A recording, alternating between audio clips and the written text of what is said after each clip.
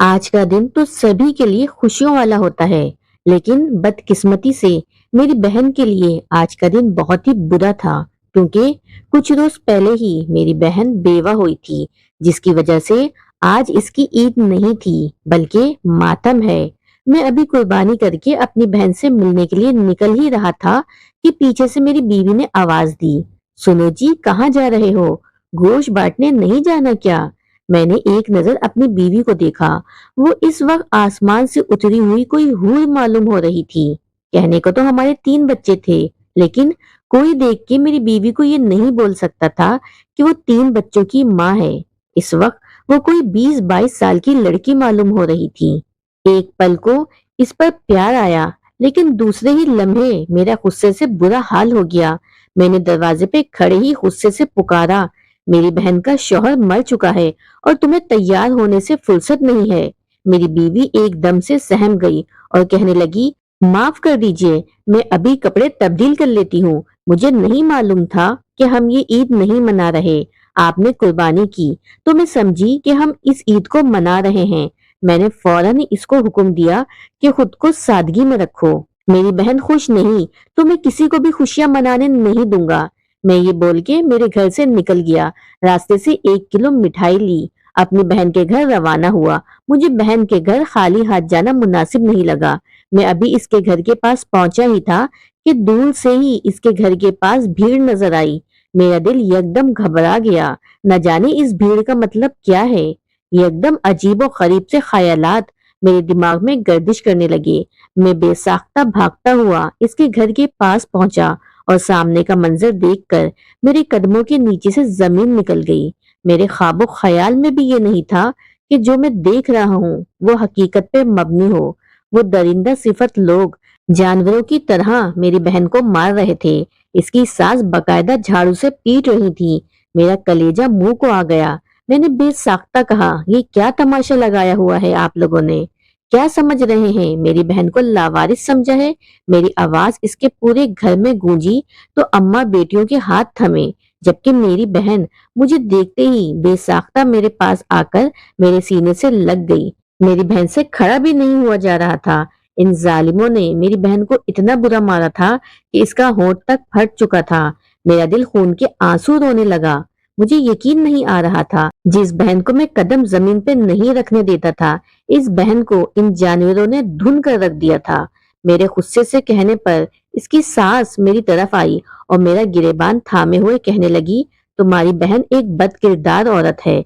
दफा हो जाओ अपनी इस बद किरदार बहन को लेकर। मैंने ये सुना तो मैं गुस्से से पागल होने के दर पे आ गया था।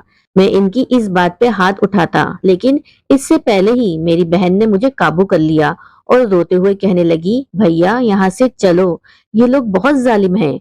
फजूल में आप पे गलत इल्जाम लगा के पुलिस के हवाले कर देंगे। मैं कोई और तमाशा नहीं करना चाहता था। मेरी बहन से बोला भी नहीं जा रहा था। मेरी बहन पे इतना घटिया इल्जाम लगाया जा रहा था, जबकि वो बहुत ही सादा तबीयत की मालिक थी। इसकी तबीयत काफी मासूमाना थी। मैं इस बात को अच्छे से जानता था कि वो अपने शौहर से बेइंतहा मोहब्बत करती थी। मैंने इसकी सास को कुछ और कहना चाहा तो मेरी बहन ने मुझे खामोश करवा दिया और वहां से चलने को कहा। मेरा दिल बहुत उदास हो गया था। ईद वाले दिन मेरे घर में ऐसी कयामत आई थी, मैंने सोचा भी नहीं था। मैं अपनी बहन का हाथ थामे इसे खामोशी से लेके घर आ गया। मेरी बहन मेरे हमरा घर में दाखिल हुई। मेरे बच्चे फुप्पो फुप्पो का नारा लगा के मेरी बहन से लिपट चुके थे, जबकि मेरी बीवी मुझे और मेरी बहन को एक साथ देख के हैरान रह गई और मेरी बहन की तरफ देखते हुए कहने लगी, खैरियत से तो आई हो ना? मुझे अपनी बीवी का ये अंदाज काफी बुरा लगा। ना इसने सलाम किया, ना ही मेरी बहन का हाल अहवाल पूछा। मैं अभी अपनी बीवी को कुछ कहता, इससे पहले ही मेरी बीवी मेरे चेहरे के तासुरात देखकर मेरा मतलब समझ चुकी थी। वो फौरन ही मेरी बहन के करीब आई और उसको गले से लगाते हुए खुश आमदीद कहने लगी। मुझे गुस्सा तो बहुत आया था, लेकिन इस पल मैंने कुछ नहीं कहना चाहता था, क्योंकि मेरी बहन पहले ही आप दीदा थी। मेरी बीवी मेरी बहन की तरफ देखते हुए कहने लगी, नजमा, तुम्हारे चेहरे पे ये निशानात कैसे हैं? तुम्हारा होंठ कैसे फट गया? इसकी तफ्तीश ज़दा अंदाज पर मेरी बहन ने मुझे सवालिया निगाहों से देखा तो मैंने यकदम ही अपनी बीवी को अपनी बहन की मौजूदगी में ही झाड़ के रख दिया था। زیادہ سوال جواب کرنے کی تمہیں کوئی ضرورت نہیں ہے۔ میری بہن آئی ہے، جاؤ کچن میں اور اس کے لیے لذیذ پکوان تیار کرو۔ میں اس کو مزید اس کے سسرال میں اب نہیں رہنے دے سکتا۔ میری اس بات سے میری بیوی کے چہرے کے رنگ اڑ چکے تھے۔ میں نے واضح طور پر اس کے تاثرات تبدیل ہوتے ہوئے دیکھے۔ وہ کچھ کہنا چاہتی تھی لیکن میں نے اسے آنکھ دکھا کے خاموش رہنے کا اشارہ کر دیا تھا۔ منہ بناتی ہوئی میری بیوی کچن میں جا کے کھانا وغیرہ تیار کرنے لگی، جبکہ میری بہن بنا کچھ بولے اس گھر میں موجود اپنے کمرے میں چلی گئی تھی۔ شادی سے پہلے وہ کافی ٹھاٹ باٹ والی زندگی گزارتی تھی۔ میرے گھر میں 2 کمرے تھے، ایک میرا اور ایک میری بہن کا۔ میرے ماں باپ کا انتقال بہت پہلے ہی ہو گیا تھا۔ میں نے اپنی بہن کو اولاد کی طرح پالا تھا، اسی لیے اس کی تکلیف مجھے اندر تک محسوس ہو رہی تھی۔ میری بہن جیسے ہی کمرے میں گئی، فوراً ہی میری بیوی میرے پاس آئی اور شکایتی نگاہوں سے مجھے دیکھتے ہوئے کہنے لگی، یہ کیا طریقہ ہے آپ کا؟ اس کو گھر کیوں لے کر آئے ہیں؟ لوگ سو باتیں بنائیں گے۔ بیوہ بہن کی عدت اس کے سسرال میں ہی ادا ہوتی ہے۔ میں نے بے ساختہ کھڑے ہو کے اپنی بیوی کے منہ پہ تھپڑ رسید کر دیا تھا اور اس کو غراتے ہوئے کہنے لگا، زیادہ بکواس کرنے کی تمہیں ضرورت نہیں۔ اگر زیادہ تمہیں مسئلہ ہے تو وہ رہا دروازہ، یہاں سے تم جا سکتی ہو۔ میری بیوی حیران نگاہوں سے مجھے دیکھ رہی تھی۔ یہ پہلی بار نہیں تھا، میں اس سے پہلے بھی اپنی بیوی پہ ہاتھ اٹھا چکا تھا۔ میری بیوی خاموشی سے کچن میں جا کے واپس کام میں جٹ گئی۔ رات کو جب ہم سب کھانا کھانے کے لیے بیٹھے تو اچانک ہی میرے بچے مجھے دیکھتے ہوئے کہنے لگے، بابا آپ پھپھو کا کمرہ اوپر منتقل کرا دیں، ہم سب بہت پریشان ہو رہے ہیں۔ ایک بیڈ پہ پھپھو کے ساتھ ہو کے سونا بہت مشکل ہے۔ میری چھوٹی بیٹی کے منہ سے یہ بات سن کے مجھے غصہ آیا تھا، لیکن وہ میرے لیے سب سے زیادہ اہمیت کی حامل تھی۔ میری بہن حیران ہو کے اپنی چھوٹی بھانجی کو دیکھ رہی تھی جو اس کے آگے پیچھے گھومتی تھی۔ میں نے بے وقت اپنا چہرہ اپنی بیوی کی طرف گھمایا تو وہ مسکراتی نگاہوں سے کھانا کھانے میں مصروف تھی۔ میں سمجھ چکا تھا یہ حرکت میری بیوی کی ہے، لیکن اپنی بہن کے سامنے میں کچھ نہیں بول سکتا تھا، اسی لیے اپنی بیٹی کو ڈانٹنے لگا، لیکن اچانک ہی وہ روتے ہوئے کمرے میں چلی گئی۔ میں کچھ اور کہتا اس سے پہلے ہی میری بہن میری طرف دیکھتے ہوئے کہنے لگی، بھائی آپ کو پریشان ہونے کی ضرورت نہیں ہے، میں برآمدے میں سو جاؤں گی، اتنا بڑا کوئی مسئلہ نہیں ہے۔ مجھے بہت افسوس ہوا تھا کیونکہ میں جانتا تھا یہ سب کچھ کیا دھرا میری بیوی کا ہے، اسی نے میری بیٹی کو یہ بات کرنے کے لیے بولا ہوگا۔ میں نے ضبط سے اپنی آنکھیں بیچی اور خاموشی سے کھانا کھانے میں مصروف ہو گیا۔ دن اپنے رفتار کے مطابق گزر رہے تھے۔ میری بیوی اور میری بہن کی بالکل نہیں بنتی تھی۔ میری بہن کافی خاموش طبیعت کی مالک تھی، جبکہ میری بیوی بہت ہی غصیلی طبیعت کی مالک تھی۔ وہ صرف اور صرف میری وجہ سے میری بہن کو اپنے گھر میں برداشت کر رہی تھی۔ میں اس بات سے واقف تھا۔ دن گزرتے جا رہے تھے اور میری بیوی کا رویہ میری بہن کے ساتھ مسلسل خراب تھا۔ میں نے کئی بار اپنی بیوی کو یہ بات سمجھانی چاہی کہ یہ اس کا بھی گھر ہے، لیکن گھر کا ماحول خراب ہوتا دیکھ کر میں نے اپنا منہ سی لیا تھا۔ میں کتنا اپنی بیوی کو مارتا پیٹتا، آخر تھک ہار کے خاموش ہو جاتا۔ میرا بعض اوقات دل چاہتا تھا کہ میں اپنی بیوی کو طلاق دے کے اپنے گھر سے دھکے مار کے نکال دوں، لیکن بچوں کی وجہ سے میں خاموش رہتا تھا کیونکہ میرے بچے میرے قدموں کی زنجیر تھے۔ وقت اپنی رفتار کے مطابق گزر رہا تھا۔ اچانک ہی میری بیوی ایک روز رات کے پہر میرے قریب آئی اور ساتھ بیٹھتے ہوئے کہنے لگی، آپ کو ایک بات ضروری بتانی ہے، امید کرتی ہوں آپ میری بات پہ یقین کریں گے، اگر یقین نہیں رکھنا ہو تو بس میری بات تحمل سے سن لیں۔ میں نے یہ سن کے سر ہلا دیا۔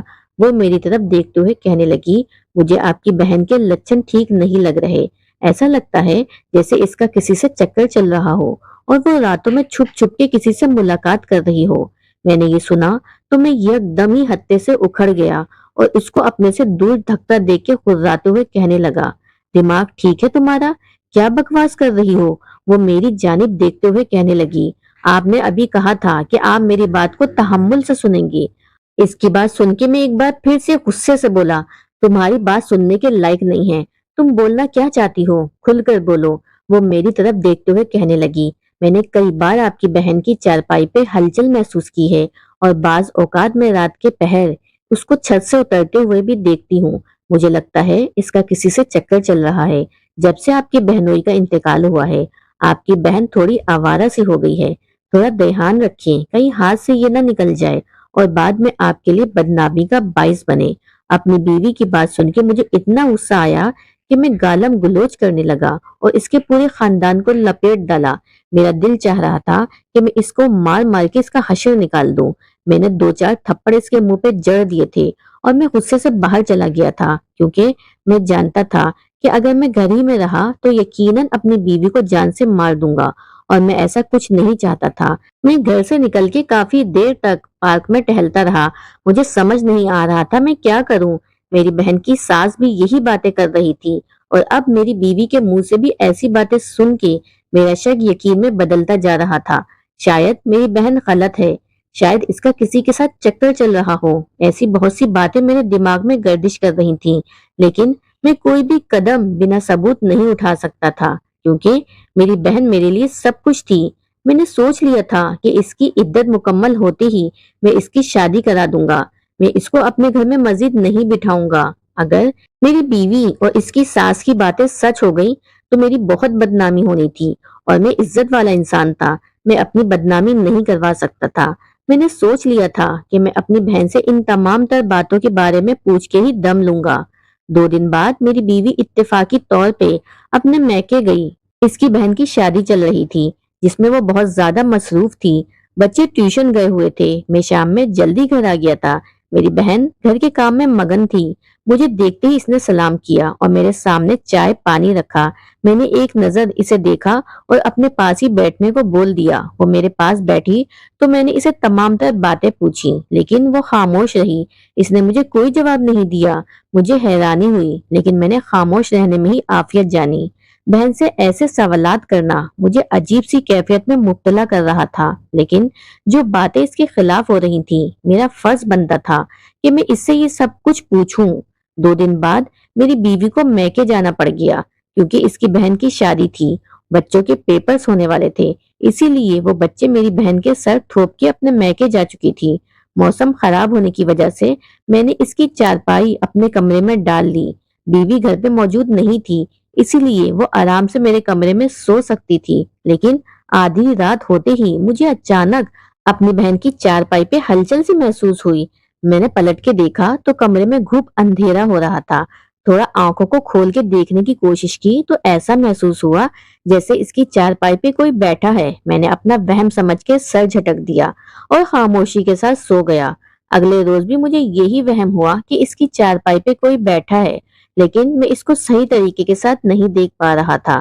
موسم کے خراب ہونے کی وجہ سے لائٹ وغیرہ بھی گئی ہوئی تھی، اسی لیے پورے گھر میں اندھیرا ہی اندھیرا ہو رہا تھا۔ لیکن جب تیسرے دن بھی مجھے ایسا ہی وہم ہوا اور اس کی چارپائی پہ ہلچل محسوس ہوئی تو میں نے فوراً ہی اپنے موبائل کی لائٹ جلا کے اپنی بہن کی چارپائی کی طرف کر دی، اور سامنے کا منظر دیکھ کے میں نے اپنی بہن سے پوچھا، یہ سب کیا ہے؟ تم ایسے کیوں بیٹھی ہو اور کیا کھا رہی ہو؟ میری طرف دیکھ کے وہ یکدم ہی گھبرا گئی اور اس نے اپنے دوپٹے کے نیچے اپنی روٹی کو چھپا لیا۔ دراصل وہ ایک باسی روٹی کھا رہی تھی، اور اس کو اپنی روٹی کھاتا دیکھ کر میرا دل پھٹنے کے قریب آ گیا تھا۔ جس بہن کو میں نے سونے کے نوالے کھلائے تھے، آج وہ مجھ سے چھپ کے باسی روٹی کھا رہی تھی۔ میں نے اس کی طرف دیکھا تو وہ روتے ہوئے کہنے لگی، بھائی یہ بچوں کا بچا ہوا کھانا ہے، میں بس رکھنے ہی جا رہی تھی۔ میں اس کے قریب بیٹھ گیا اور اس کے سر پہ شفقت بھرا ہاتھ رکھتے ہوئے پوچھنے لگا، بہن تم ایسی روٹی کیوں کھا رہی ہو؟ تمہیں بھوک لگی تھی تو تم صحیح سے کھانا کھا لیتی، اس طرح سے باسی روٹی کھانے کی کیا وجہ بنی ہے؟ وہ میری طرف دیکھتے ہوئے کہنے لگی، بھیا بھابھی نے منع کیا ہوا ہے کہ میں صحیح کھانا نہیں کھا سکتی، اور مجھے ایسا کھانے کی عادت بھی ہے، اسی لیے مجھے کوئی مسئلہ نہیں ہے۔ دراصل میں حاملہ ہوں۔ آپ تو جانتے ہیں عادل کے انتقال سے پہلے میری طبیعت تھوڑی خراب ہوئی تھی، ہم دونوں ہسپتال گئے تھے، تبھی ہمیں یہ خوشخبری ملی، لیکن واپسی میں ایکسیڈنٹ ہونے کی وجہ سے عادل تو اس دنیا سے چلے گئے، اور انہوں نے کہا تھا کہ میں ہی اپنے گھر والوں کو اس خوشی کے بارے میں بتاؤں۔ ان کے غم میں رہ کے اس بات کو میں بالکل ہی فراموش کر گئی تھی کہ میں امید سے ہوں، لیکن رانو آنٹی کا کہنا ہے کہ بچی کی صحت پہ تمہیں دھیان دینا پڑے گا۔ رانو آنٹی ہمارے محلے کی ایک عورت تھی۔ میں نے اس کے سر پہ ہاتھ رکھا اور اس سے باسی روٹی کی منطق پوچھنے لگا تو وہ کہنے لگی، دراصل بھائی یہ روٹی میں اس لیے کھاتی ہوں کہ बे वक्त मुझे भूख लगती है और भाभी का कहना है कि हमारे घर में इतना खाना नहीं है कि तुम्हारे साथ साथ तुम्हारे बच्चे को भी खिलाएं। मैंने ढके छुपे लफ्जों में भाभी को अपनी बात बताई, लेकिन उन्होंने मुझे अबॉर्शन का कहा, इसीलिए मैं खामोश हो गई और मैं आपको बताना चाहती थी, लेकिन शर्म की वजह से मैं आपसे कोई बात नहीं कर पा रही थी। रानो आंटी ही मुझे रात को अपने घर से खाना देती हैं और अक्सर औकात भाभी मुझे छत से उतरते हुए इसीलिए देख लेती हैं क्योंकि रानो आंटी रात के वक्त मुझे अपने घर से खाना देने के लिए आती हैं, वही मेरा सब कुछ करती हैं। अपनी बहन की ये बातें सुन के मेरी आंखों से आंसू आ गए। वो मजीद कहने लगी, भाई ससुराल वालों का रवैया भी मुझसे इसीलिए खराब था क्योंकि मैं उम्मीद से थी। इन लोगों को मैंने कुछ अरसे बाद ये बात बताई तो उन्होंने मुझे साफ इनकार कर दिया कि हम तुम्हारे इस बच्चे को कबूल नहीं करेंगे। इन लोगों ने ये बच्चा गंदा खून कह दिया था। इनका कहना था कि आदिल की औलाद तुम्हारे बतन से नहीं होगी। वो लोग मुझ पे रोजाना तशद्दुद करते थे और इत्तेफाकी तौर पे आप उस दिन आ गए और आपने सब कुछ अपनी आंखों से देख लिया। मुझे बहुत गुस्सा आ रहा था। गुस्से के मारे मेरी आंखें लाल सुर्ख हो गईं। हम दोनों बहन भाई के दरमियान बिल्कुल खामोशी छा गई। थोड़ी देर बाद मेरी बहन मेरी तरफ देखते हुए नम लहजे में कहने लगी, भाई ये सब कुछ आपकी गलती है। मैंने झटके से अपनी बहन की तरफ देखा तो वो मुझसे मजीद कहने लगी, आप ही तो भाभी के ऊपर इसी तरह शक करते हैं, इन पे हाथ उठाते हैं, इन्हें मारते हैं और उन पे तशद्दुद करते हैं, इनके खानदान वालों को गालियां देते हैं। यही तो मकफ़ाते अमल है। किसी की बेटी के साथ आप इस तरह करेंगे तो अल्लाह ताला आपकी बेटी के सामने भी लाएगा। अपनी बहन नजमा के मुंह से ऐसी बातें सुन के मैं जमीन में गिरने वाला हो गया था। मुझे इस बात का एहसास अब शिद्दत से हो रहा था कि मेरी बहन बिल्कुल ठीक बोल रही है। मैं हमेशा से अपनी बीवी के साथ यही सब तो करता आया था। इस पर बेवजह शक करना, मारना पीटना और खाने के लिए रोकना टोकना, मेरी बीवी ने मुझी से तो सब कुछ सीख कर मेरी बहन पे आजमाया। मैंने अपनी बहन को यकीन दिलाया कि अब तुम्हारे साथ कोई बदसलूकी नहीं होगी और अपनी बीवी के आने के बाद इसे भी प्यार से ये ताकीद की कि देखो, अगर तुम्हें मेरे साथ अपना गुजारा करना है तो मेरी बहन को कबूल करना होगा। मैं तुमसे वादा करता हूँ कि मैं अब तुम पे हाथ नहीं उठाऊंगा। मेरी बीवी इतना ही सुन के खुश हो गई थी। इसने मुझसे वादा किया था मेरी बहन के साथ कुछ नहीं करेगी। कुछ रोज बाद अल्लाह ताला ने मेरी बहन को एक बेटे से नवाजा और चंद साल बाद मैंने अपनी बहन की शादी बहुत अच्छे घराने में कर दी। इस बंदे की भी एक औलाद थी और मेरी बहन के बेटे को भी इसने खुशी खुशी कबूल कर लिया। मैं आज आप सबसे कहता हूँ कि किसी की भी बहन बेटी पे हाथ उठाने से पहले ये सोच लेना चाहिए कि ये दुनिया मकाफाते अमल है और अपने किए का बदला अल्लाह ताला ने दुनिया ही में दिखाना है।